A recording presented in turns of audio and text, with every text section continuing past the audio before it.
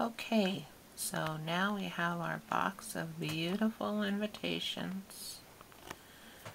I went ahead and I added the little bling, little diamonds here with the Hot Fix jewel kit, and used the tool to heat set those onto the invitation, onto the letters. I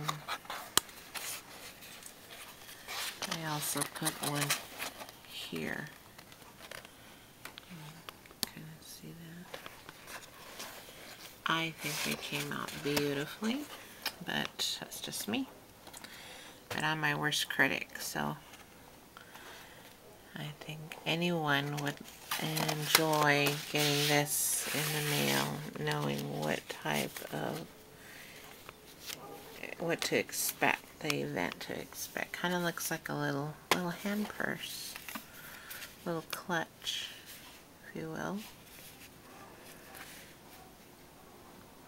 So now we're on to the envelopes, and let me set this camera up here so we can show the envelopes. Now the envelopes are all hand done, and they started off with a 12 by 12 paper.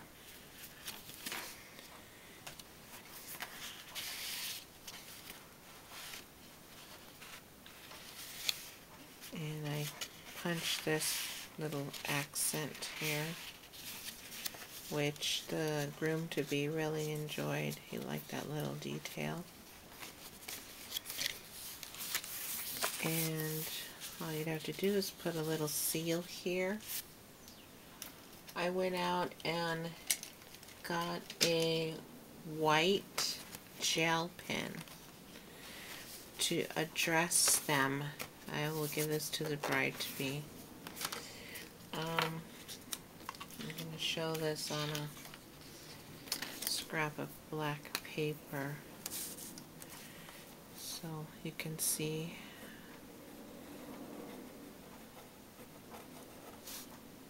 how it comes out.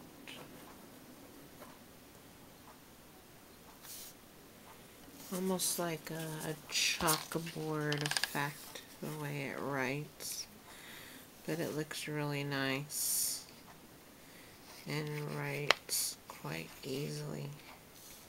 I mean, you can get as fancy as you want with this. And so these are pretty inexpensive, so I'll just give that to her so she could write the addresses. So first we're going to start off with a 12 by 12 sheet of paper. And this you're going to have to knock down to 10 3/4 by 10 3/4. That's what the guide says. If you want a number 10 envelope, it's a 10 by 3/4 to 10 by 3/4 sheet of paper you're going to need. So I went ahead and scored my lines here.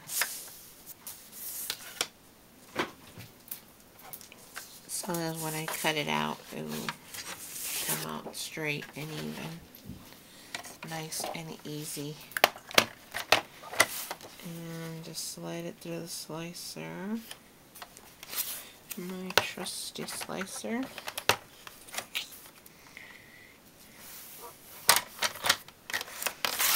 It gives you those sharp,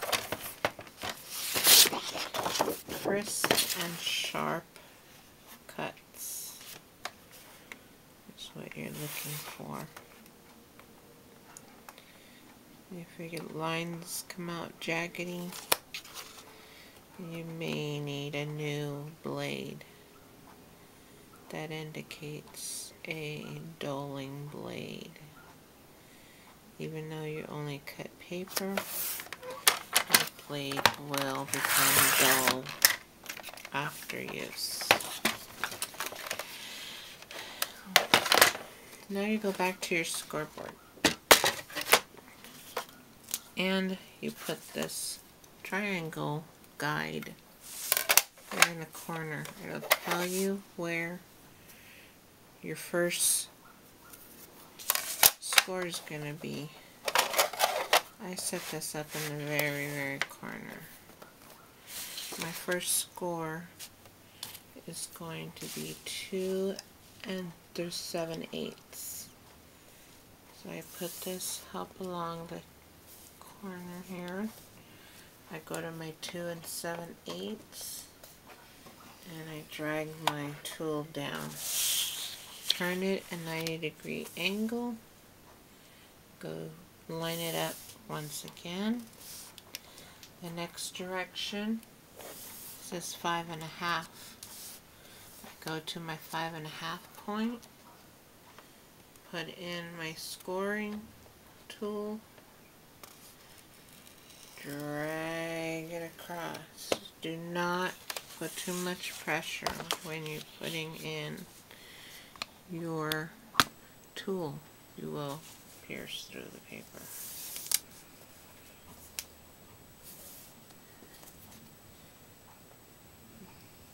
Use just enough pressure to score the piece, but not too much pressure to pierce the paper.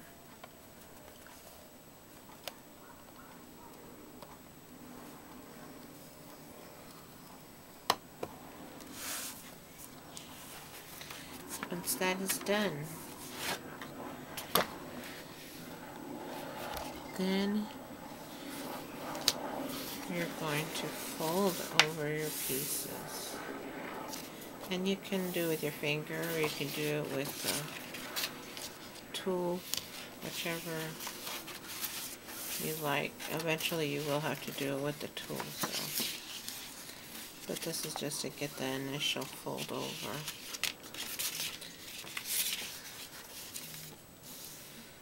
Okay. It doesn't matter which side you choose to be the fold over.